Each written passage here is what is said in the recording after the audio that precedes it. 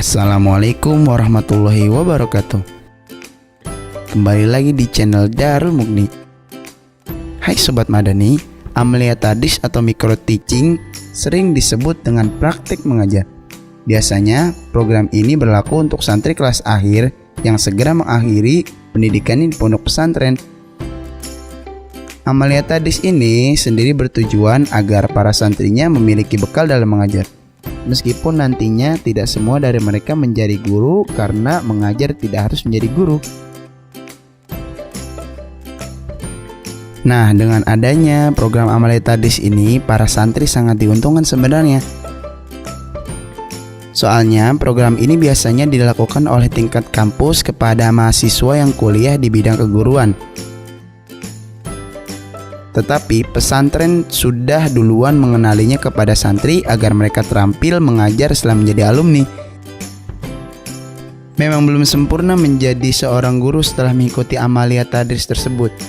Tapi paling tidak mereka sudah memiliki wawasan bagaimana menjadi guru yang sebenarnya.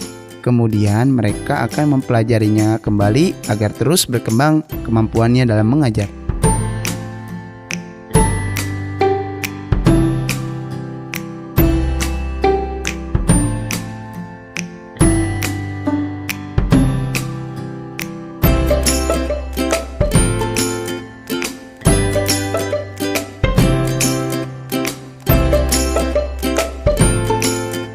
Selain keterampilan dalam mengajar, amalia tadris ini sudah tentu mendidik mentalitas santri. Dari sekian banyak santri, sudah pasti ada di antara mereka yang mentalnya masih kurang. Amalia tadris membuktikan semua dan menjadi tuntutan. Mau tidak mau, bisa tidak bisa, ada mental atau tidak, wajib dan harus bisa mengajar berdiri di depan seluruh murid. Pertama kali dirasakan dengan amalia tadris yang pertama tuh grogi. Aku tuh deg-degan, pokoknya tuh nervous. Soalnya baru pertama kali ngajar dalam waktu 40 menit depan guru yang udah senior, depan kelas 2, kemudian ada di kelas yang gak pernah kenal, yang jarang kenal. Ya, mungkin kesan pertama dalam amalia tadris ini bagi saya ini suatu hal yang baru yang mungkin begitu tuh deg-degan gitu. Tapi ini menjadi suatu hal yang benar positif bagi kita dan juga sebagai hal yang benar berarti bagi kehidupan kita, terutama dalam praktek mengajar di amalia tadris ini. Karena untuk amalia tadris ini butuh kesiapan dan mental yang kuat untuk menghadapi berupa murid-murid yang mungkin sulit ataupun mungkin persiapan yang harus benar-benar matang. Jadi benar-benar kesan bagi saya untuk amalia tadris ini benar-benar luar biasa karena kita bisa mengambil intisari dari praktik mengajar ini untuk kedepannya nanti setelah kita lulus dari pondok ini. Itu deg-degan terus takut juga, habis kayak gitu tuh kayaknya berat banget gitu, ujian paling berat di pondok. Ya mungkin terutama untuk kesiapan saya sendiri, ya kesiapan mental saya mungkin berupa siap untuk menghadapi murid-murid, siap untuk menghadapi teman-teman saya sendiri yang di belakang sebagai penangkat, dan juga siap menghadapi murid saya yang akan mengkritisi bagaimana cara saya untuk mengajar. Nah, jadi mungkin kesiapan saya benar-benar luar biasa sulit.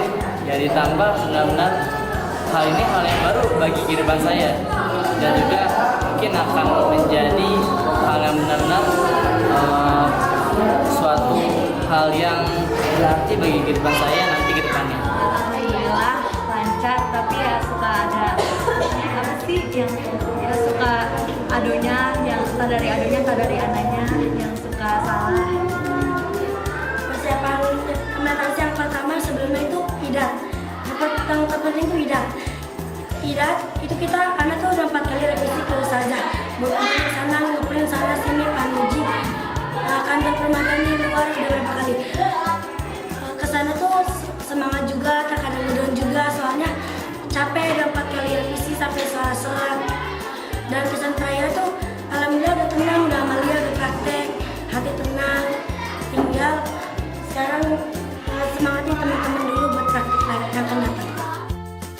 Amalia tadris tidak semudah yang dibayangkan.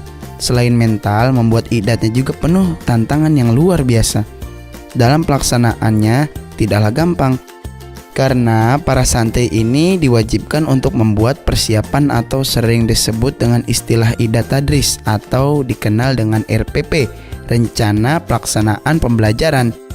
Saat Amalia tadris inilah momentum menjadi guru yang paling sempurna. Kenapa tidak? Karena sebelum mengajar, para santri sudah dibimbing terlebih dahulu. Kemudian membuat persiapan yang matang, materinya, strategi mengajarnya, media yang digunakan, dan sebagainya. Itu pun proses pembuatan idat tadris tidak berjalan semudah yang kita bayangkan. Idat tersebut melalui berbagai tahapan, perbaikan dan koreksi. Pembimbingnya tidak jauh beda dengan pembimbing skripsi.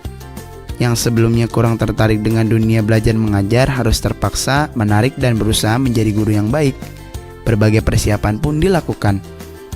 Tidak cukup sampai di situ, mereka juga dituntut untuk mempersiapkan metode atau media mengajar yang sesuai, agar para murid harus lebih mudah memahami pelajaran. Kemudian perjuangan pun tidak berhenti di situ. Para santri juga mempersiapkan bahasa untuk menjelaskan pelajaran, baik itu bahasa Arab maupun bahasa Inggris tergantung pelajaran yang diambil. Yang jelas tidak ada bahasa Indonesia. Selesai di tahap persiapan idat tadris, ditambah lagi dengan mentalitas yang harus kuat saat praktik mengajar. Karena di saat praktik berlangsung, para santri calon guru ini akan dievakuasi habis-habisan oleh pembimbing dan teman-temannya yang berdiri berjejeran menyaksikan si calon guru ini sedang mengajar. Para santri calon guru ini dinilai, diperhatikan, dinilai mulai dari ujung rambut hingga ujung kaki, mulai dari mulainya belajar hingga akhir. Sikap dan sopan santun guru tersebut, cara berpartisipasi dengan murid, semua teman-temannya akan menjadi tim asesor saat itu. Begitupun sebaliknya. Saat yang lainnya mengajar, mereka saling menilai dan mengevakuasi. Hingga akhirnya masuklah ke tahap evaluasi bersama atau sering disebut dengan istilah darsu an-naqdi atau evaluasi proses pengajaran. Disitulah santri calon guru tadi dikritik habis-habisan dengan kritikan atas kesalahan yang dilakukan saat mengajar tadi. Tentu kritikan tersebut bersifat membangun dan memperbaiki ke arah yang lebih baik ke depannya. Yang pertama, thoriqah atau cara mengajar. Berbicara mengenai cara mengajar, kita harus membaca istilah paling terkenal yang dikembangkan oleh kiai-kiai pondok pesantren modern Gontor dalam mendidik santrinya, yaitu at-thoriqah ahammu minal maddah wal mudarris ahammu minat thoriqah wa ruhul mudarris ahammu minal mudarrisu nafsi. Yang artinya adalah metode lebih penting daripada materi, guru lebih penting daripada metode, ruh dan jiwa guru itu sendiri lebih penting daripada gurunya. Yang kedua, madah atau materi. Mempersiapkan materi yang baik harus selalu diperhatikan, dipermudah penjelasannya, kemudian harus diteliti dalam menulis materinya, menjelaskan dan sebagainya agar ilmu yang diterima oleh murid mudah dimengerti. Ketiga, ahwalu al-mudarris atau kepribadian guru. Berbicara soal mentalitas guru dan ketanggapan guru dalam mengajar, semua hal yang berkenaan dengan kepribadian guru dinilai. Apakah guru kurang sopan, guru memperhatikan murid, atau kurang rapih. Yang keempat, lughatul mudarris atau bahasa guru.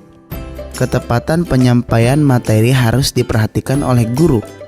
Bahasa yang digunakan harus lebih mudah dipahami, yang sesuai dengan dunia pendidikan dan umur murid, sesuai dengan materi yang tertulis. Apalagi pelajaran hafalan seperti hadis dan tafsir.